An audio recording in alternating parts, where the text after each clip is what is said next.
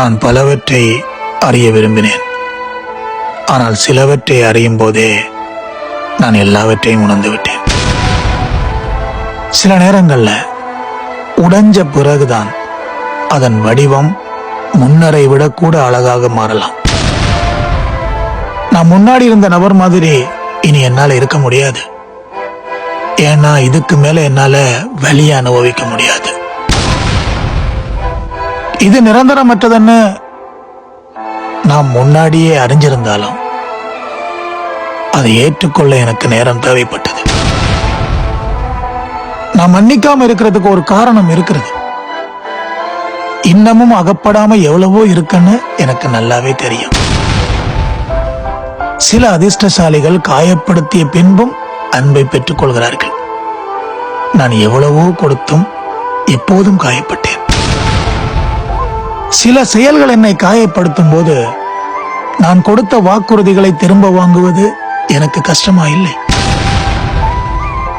என் பலவீனமான பக்கம் தெரியாமல் இருந்திருந்தால் என்னை ஏமாற்றுவதற்கான சந்தர்ப்பம் அமைந்திருந்திருக்காது.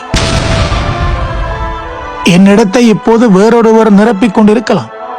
ஆனால் ஒருபோதும் அது நானாகிவிட முடியாது.